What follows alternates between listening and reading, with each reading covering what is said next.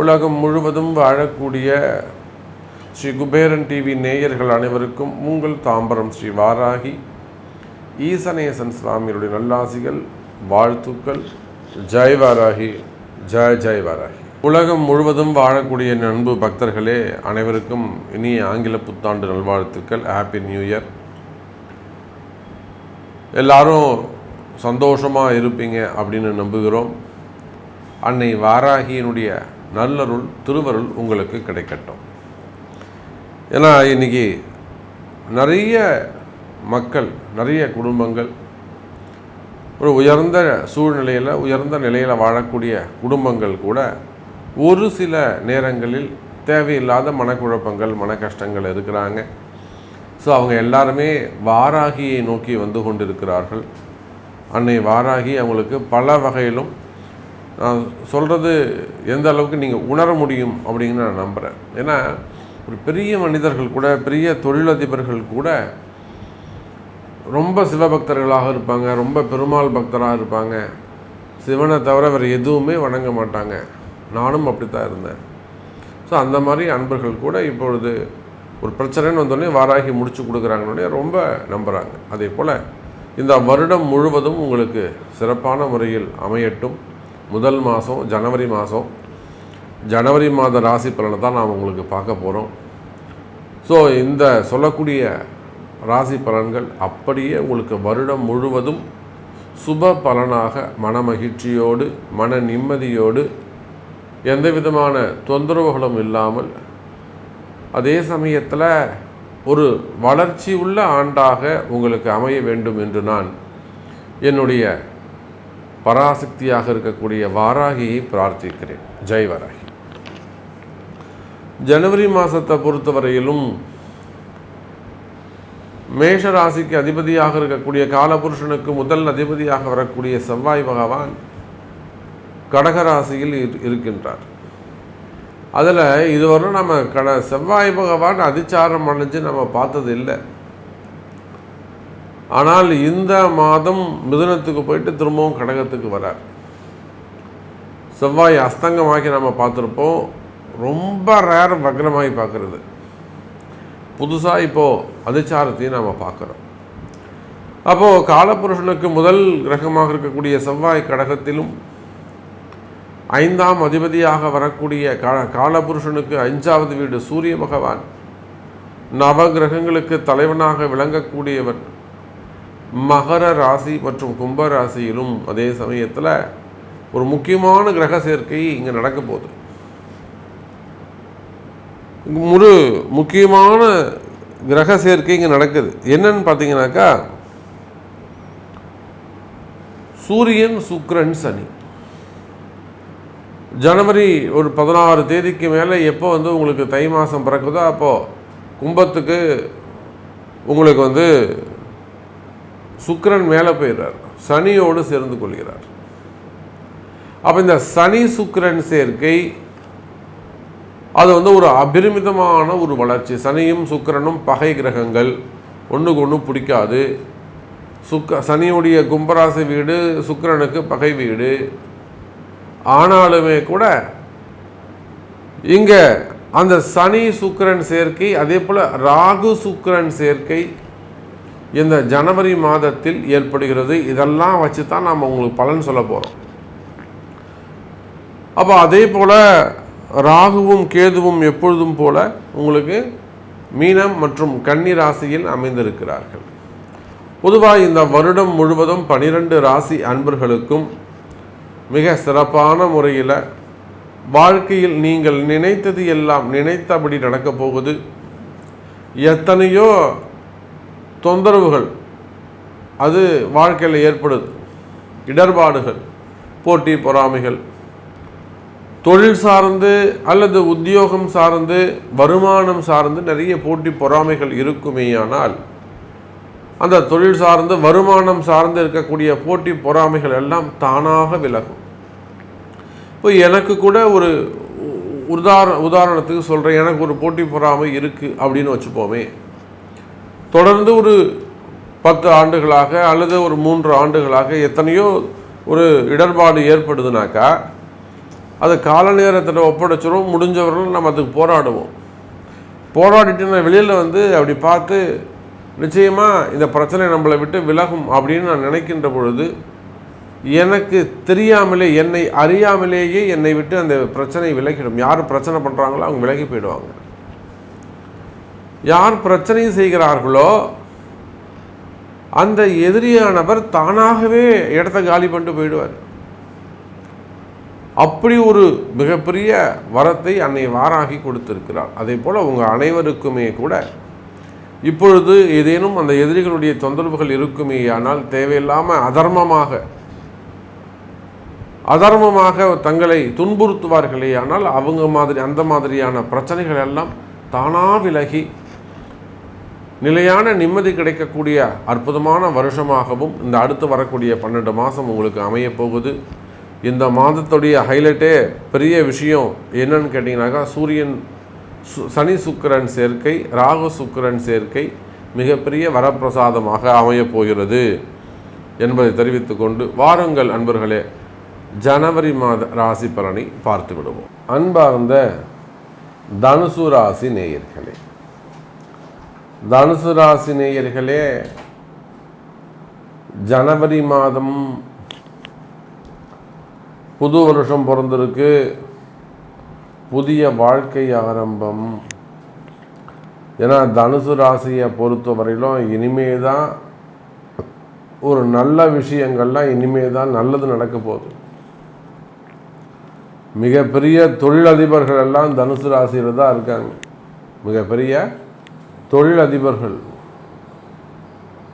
நல்ல ஒரு big shot, பெரிய தொழில் செய்யக்கூடியவர்கள், பல ஆயிரம் கோடிகளை கையாளக்கூடியவர்கள்லாம் தனுசு ராசி. குருவுடைய வீடு. இந்த பூராடம் தனுசு, மூலம் தனுசு, உத்திராடம் தனுசு, இதெல்லாம் அற்புதம். உத்திராடம் தனுசுலாம் அரசு அதிகாரிகளாகவோ, ஐஏஎஸ் ஆகவோ, கலைத்துறையை சார்ந்தவர்களாகவோ அல்லது காவல்துறை அதிகாரிகளாகவோ, அரசியல்லையோ, சமுதாயத்தில் ஒரு உயர்ந்த பதவியிலையோ அல்லது ஆன்மீக பெரியவர்களாக மடாதிபதிகளாக வருவார்கள். இந்த போராடம் தனுசு இருக்கே, அது கலைத்துறையில், சினிமா துறையில், அதே போல் hotel industry, real estate, builders, textiles, business செக்டரில் ரொம்ப சிறப்பாக இருக்கும். மூலம் தனுசு இருக்கே, அவங்க வந்து ஆடிட்டர்ஸு, டாக்டர்ஸு, விளையாட்டுத்துறை, அறிவு சார்ந்த விஷயங்கள், ஆடம்பரமான விஷயங்கள், marketing, pharma, medical, doctors, hospitals, விவசாயம், இது சார்ந்த துறைகளில் அவங்கெல்லாம் சிறப்பாக இருப்பாங்க. அப்போ இந்த தனுசு ராசியை பொறுத்த வரையிலே மிக அற்புதமான முறையில் இந்த ஜனவரி மாதம் அமைகிறது. எப்பொழுதும் போல ராசிநாதன் குரு பகவான் 6ல் வக்ரம், அதில் எந்த மாற்றமும் இல்லை. ஆனால் தனுசு ராசிக்கு 9ஆம் அதிபதினு சொல்லக்கூடிய சூரியன் தனஸ்தானம்னு சொல்லக்கூடிய 2வது வீட்டில் அமைந்திருக்கிறார். தனுசு ராசி நேயர்களே, பண மழை கொட்டும். உடனே தனுசு ராசிலாம் வாசலில் போய் நின்றுக்கூடாது. இன்னைக்கு ஜனவரி பிறந்தெடுத்து பணமழை பெய்ய போதுன்னு உட்காந்துடக்கூடாது. நீங்கள் எடுக்கக்கூடிய முயற்சிகள் என்னெல்லாம் நீங்கள் முயற்சி எடுத்திருக்கிறீர்களோ அந்த முயற்சிகள் எல்லாம் வெற்றி பெறும். பணமழை எப்படிங்க கொட்டும்? யாராவது கவரில் கொண்டு வந்து வீட்டு வாசலில் வச்சுட்டு போவாங்களா? ஒரு பேக்கில் கொண்டு வந்து பணத்தை கொடுத்துட்டு போவாங்களா? அப்படி கிடையாது. அறிமுகம் ஏற்படும், ஒரு நம்பிக்கை ஏற்படும் உங்கள் பேரில், அல்லது உங்கள் தொழில் சிறக்கும், அல்லது லாபம் அதிகரிக்கும். லாபமே கிடைக்கல, லாபம் கிடைச்சதுன்னா அது ஒரு அதிர்ஷ்டம். பணமழை தான். அப்போ காரிய தடைகள், செயல் தடைகள், முன்னேற்ற தடைகள் இருக்குமே, ஆனால் அந்த தடைகள் எல்லாம் விலகி பணங்காசு உங்களை தேடி வரும் எனதொருமை தனுசு ராசி நேயர்களே. சாமி, எனக்கு இத்தனை லட்சம் ரூபாய் கடன் இருக்குது, இத்தனை கோடி ரூபாய் கடன் இருக்குது. அன்றைக்கெல்லாம் ஒரு மிகப்பெரிய ஒரு முக்கியமான குடும்பம், பேர் சொன்னால் அவங்க எல்லாருக்குமே தெரியும். அதே போல் மீடியா துறையில் இருக்கக்கூடியவர்கள் ஒரு 5-6 தொழில் பண்ணுறாங்க, ஒரு தொழில் முடக்கமாகி போச்சு. தொழில் முடக்கம். அப்போ தனுசு ராசி நேயர்களே, அது குடும்ப முடக்கமாக இருக்கலாம், வருமான முடக்கமாக இருக்கலாம், உத்தியோகம் முடக்கமாக இருக்கலாம், தொழில் முடக்கமாக இருக்கலாம், உறவு முறைகளே முடக்கமாக இருக்கலாம். முடக்கம் விலகும். முடக்கு விலகி அந்த ஃபண்டு ஃப்ளோ அதிகரிக்கும். வருமானம் வரக்கூடிய அதிர்ஷ்டம் வழிமுறைகள் அதிகமாகும். ஒருத்தர் வேலை செய்கிறீங்க, எனக்கு 6 மாதமாக சம்பளம் தரல, 1 வருஷமாக சம்பளம் தரல. நிறைய கவர்மெண்ட் ஆஃபீஸில் அந்த மாதிரிலாம் இருக்குது, ப்ரைவேட்லேயும் அந்த மாதிரி இருக்குது. அப்போது சம்பள பாக்கிகள் இருக்குமே, அதனால் அவங்களுக்கு சம்பளம் கொடுத்தாங்கன்னா மொத்தமாக ஒரு அரியர்ஸ் வச்சு ஒரு 10 மாதம் சம்பளத்தை போட்டாங்கன்னா எப்படி இருக்குங்க? அவங்களுக்கு பணமழை, டக்குன்னு எடுத்து கடனை கொடுத்துருவாங்க.